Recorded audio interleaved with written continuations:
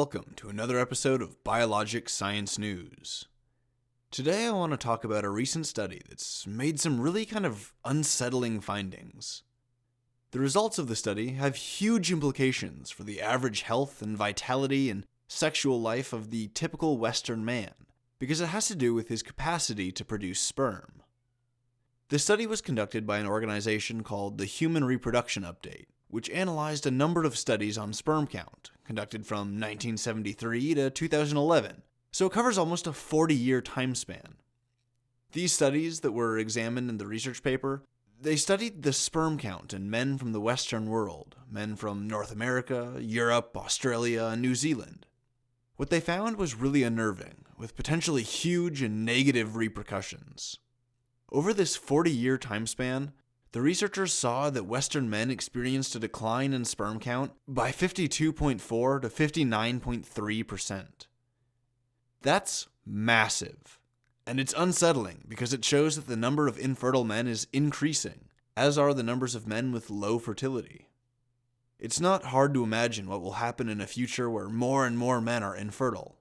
Most obviously, there's going to be fewer children, and subsequently smaller and smaller descendant generations. We might be looking at the source cause of a potential future problem similar to what Japan is experiencing now. Low birth rates that lead to panic over stuff like economic stability, military recruitment, and support for the elderly.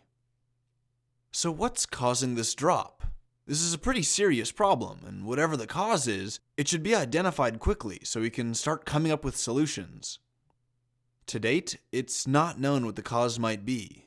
From the data we have so far, it looks like the cause might be multifaceted. All sorts of things can decrease male fertility, including obesity and exposure to pesticides, which have both increased in the last 40 years. Another potential cause, and in my opinion a quite likely cause, is exposure to endocrine-disrupting substances. Often this exposure comes when the male is just a fetus and his mother is smoking cigarettes. The nicotine and other substances in the cigarette will get into the mother's blood, and from there they make it into the fetus, and this causes serious adverse effects. In other circumstances, this endocrine-disrupting exposure comes from man-made chemicals that alter and destabilize normal, healthy functioning of the endocrine system. These substances are everywhere. BPA in plastics is an obvious one, although there's been a pretty solid response to BPAs in recent years, a push to get them out of consumer products.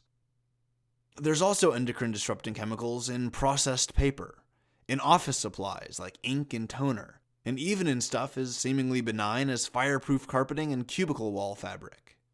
The fireproofing chemicals applied to these textiles are endocrine disruptors, and we come into contact with them every day. If you work in an office building, you have a small exposure every day. But when you're exposed for hours a day, like you are at work, for multiple days a week, for most of the weeks out of the year, this small exposure will really start to add up. And before you know it, you've been exposed to a really large amount of endocrine disrupting chemicals. However, it's very important that I point this out. It needs to be understood that all of these are just potential causes.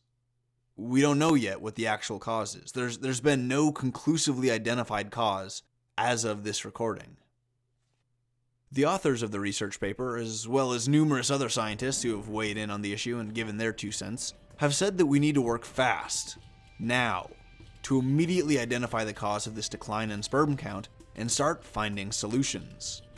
This is one of those problems that's really serious and can potentially have extremely bad downstream effects. Imagine if this trend continues without slowing or stopping for another 10 years, or 20, or another 40.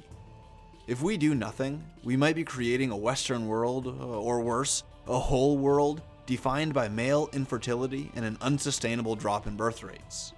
The researchers weren't able to come to any solid conclusions on the rest of the world, outside of the West, based on a lack of data, but this doesn't make the problem any less serious. It's pretty terrifying, because even though we've identified this problem, we haven't identified the cause. And until we can identify a cause, or causes, there isn't a whole lot that we can do for prevention.